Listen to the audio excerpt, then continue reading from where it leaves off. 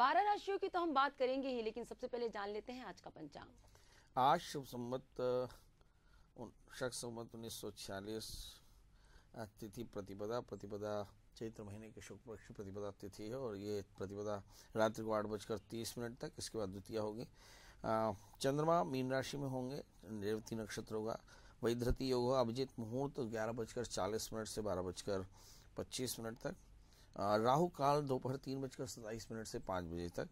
आज नवरात्र का प्रारंभ है, आज नववर्ष का प्रारंभ है, आज गुड़ी पड़वा है, आर्य समाज के स्थापना का दिवस है, गौतम जयंती है, चेटीचंड है, झूलेलाल जयंती है और साथ में ज्योतिष का दिन है। जी बिल्कुल, तो हमने जाना आज का पंचांग और आज जो है कौन कौन से त्योहार और कौन से व्रत पड़ने वाले, क्योंकि आज से हिंदू नववर्ष की शुरुआत हो चुकी है और आज से चैत्र नवरात्रि की शुरुआत हो चुकी है। तो ऐसे में हम जानेंगे पंडित जी से कि शक्ति की उपासना क्यों करनी चाहिए। जी, शक्ति की उपासना क्यों करनी चाहिए? हमारे यहाँ बोलते हैं स्वाश्रितम रक्षणं करोति यह माया इति। जो अपने आश्रितों की रक्षा करे उसे माया कहते हैं और दुर्गा को महामाया कहते हैं। महामाया के 3 गुण हैं, ऐं सरस्वती नमः, ह्रीं लक्ष्मी नमः, क्लीं काली नमः, त्रिगुणात्मिकाय चंडिकाय नमः। ये प्रकृति का स्वरूप है। शक्ति की उपासना इसलिए करनी चाहिए क्योंकि शास्त्र में लिखा है, जब हम देव पंचायतन पूजन कराते हैं, कि ज्ञानम गणेशो मम चक्षुरर्कः शिवः ममात्मा मम शक्तिराद्या। ये भगवती आद्या शक्ति भगवान की भी आद्या शक्ति है। इसलिए सभी लोग अपने अंदर के शक्ति का आवाहन करते हैं, पूजन करते हैं और जीवन में समृद्ध होते हैं। पंडित जी, आज शक्ति की उपासना का पहला दिन है और आज जो है माता शैलपुत्री की उपासना की जाती है। तो ऐसे में किस तरह से माता शैलपुत्री की पूजा अर्चना करनी चाहिए और क्या मान्यता है इसके पीछे? क्योंकि जब सती ने अपने देह त्याग दिए थे और हिमाचल के घर में शैल के नाम से वो ने कन्या के रूप में जन्म लिया था, तो ऐसे में विवाह का भी संयोग बन रहा है, समय भी विवाह का है। तो जो कुंवारी कन्या है उनको किस तरह से वैवाहिक जीवन के लिए और अच्छे पति के वर के लिए मतलब पूजा अर्चना करना चाहिए शैलपुत्री का, ये हम जानना चाहेंगे। देखिए, जब दक्ष ने भगवान शिव का अपमान किया, दक्ष ने शिव का आसन नहीं दिया, शिव को आहुति नहीं दी, तो सती ने देह त्याग किया और फिर उसके बाद भगवान के रुद्रों ने वहाँ प्रलय मचा दिया। बड़ी मुश्किल से बात बनी, दक्ष का सर काट करके बकरे का सर लगा दिया। फिर यही जो सती थी वो हिमाचल के घर में पैदा हुई और हिमाचल के घर में पैदा हुई तो इनका नाम पड़ा शैलपुत्री क्योंकि हिमाचल भी शैल थे, पर्वत थे, पर्वतराज थे। तो प्रथम शैलपुत्री, ऐसा कहा कि भगवती का जो प्रहरा रूप है वो शैलपुत्री की तरह है। मैं आपको इसे थोड़ा सा दूसरे ढंग से समझाता हूँ। किसी भी नारी का जो जन्म किसी के घर में पुत्री के रूप में होता है तो ये उसका पहला रूप होता है। द्वितीय ब्रह्मचारिणी, यही कन्या ब्रह्मचर्य का पालन करके तप करती है। तृतीयम चंद्रघंटेति, फिर ये चंद्रघंटा की तरह सुंदर होती है, शिव का वर्ण करती है।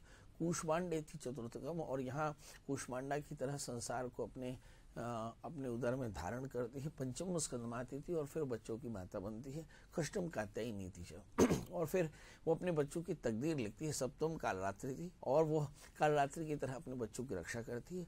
महागौरी चाष्टमम, और महागौरी के रूप में उनको उपदेश करती है, उनको स्नेह देती है। और नवम सिद्धिदात्री, और फिर अंतिम काल जो होता है वो सिद्धिदात्री की तरह होता है, जो अपने बच्चों को सब प्रकार से कल्याण देता है। आज चर्चा कर रहे हैं प्रथमम शैलपुत्री, भगवती महामाया का ये पहला रूप जो है शैलपुत्री का है। तो शैलपुत्री की उपासना हम करते हैं सभी प्रकार से संतत्यावरोध के लिए, अच्छे पति के पाने के लिए, अच्छे ज्ञान को पाने के लिए। और सबसे पहले ये जानना चाहिए कि जो शैलपुत्री है ये भगवती का बाल्य स्वरूप है। तो बाल्य स्वरूप में हम सबसे ज़्यादा संतान की प्राप्ति के लिए इसकी पूजा करते हैं। यदि किसी कन्या को पति चाहिए हो तो ऐसी स्थिति में उसे कात्यायनी मंत्र का जप करना चाहिए। कात्यायनी महामाये सर्वयोग नधीश्वरी नंदगोप समुदय पतिंते कृते नमः। यदि आपको सुंदर पति चाहिए हो तो बालू की दुर्गा बना करके, कात्यायनी बना करके कात्यायनी की उपासना करो। ये जो कात्यायनी मंत्र है, जिसे हम योगिनी मंत्र कहते हैं, कात्यायनी महामाई सर्वयोग निधीश्वरी नंद गोप स्तंभदेवी पतिंते कृत्य नमः। तो कहते हैं कि एक बार गोपिकाएं नारद जी से पूछती हैं कि हमें कृष्ण पति के रूप में चाहिए। तो गोपिकाओं को नारद जी ने इस कात्यायनी मंत्र का जप उपदेश किया कि तुम लोग सब जमुना जी के बालों से कात्यायनी बना करके एक साथ कात्यायनी मंत्र का जप करो। कात्यायनी महामाया सर्वयोग निधीश्वरी नंद गोप स्तंभदेवी पतिंते कृत्य नमः। इस मंत्र के जप से तुम्हें कृष्ण पति के रूप में प्राप्त होंगे।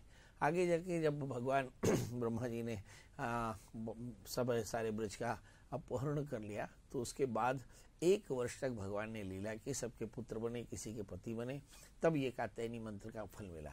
तो इस लिहाज से अगर कोई कन्या कात्यायनी मंत्र का जप करे नवरात्रि में, खासकर प्रतिपदा में, तो उसकी सारी मनोकामनाएं पूर्ण होती है। दूसरा प्रश्न, कैसे आज से हमें नवरात्रि का प्रारंभ करना चाहिए? तो शुभ मुहूर्त देख करके अभिजित काल में सुंदर कलश का स्थापन कर दें। कलश स्थापन करके गौरी गणेश नवग्रह षोडश मातृका, यदि आपके यहाँ जवारे बोए जाते हो तो जवारे, अखंड दीपक जलाया जाता हो तो अखंड दीपक का निर्माण कर ले।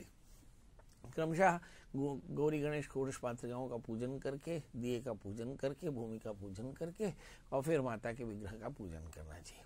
अलग अलग घरों में माता के विग्रह अलग अलग स्वरूप में होंगे।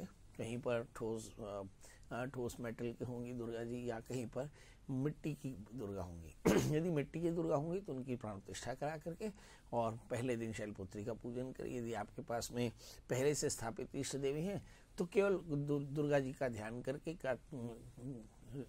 शैलपुत्री का ध्यान करके उनकी पूजा करेंगे, और फिर सफ़ेद वस्त्रों से, सफ़ेद फूलों से उनका आभरण करके, और फिर धूप दीप नैवेद्य करके, आरती पुष्पांजलि करके, और फिर दुर्गा सप्तशती के आज से 9 पाठ करना चाहिए। जी बिल्कुल। तो दुर्गा सप्तशती के 700 मंत्र होते हैं। यदि आप दुर्गा सप्तशती का पाठ न कर पाए तो फिर 700 मंत्र यानी करीब करीब 7 माला आप नवार्ण मंत्र का जप कर लें, या 9 माला नवार्ण मंत्र का जप कर लें तो कल्याण होगा। जी।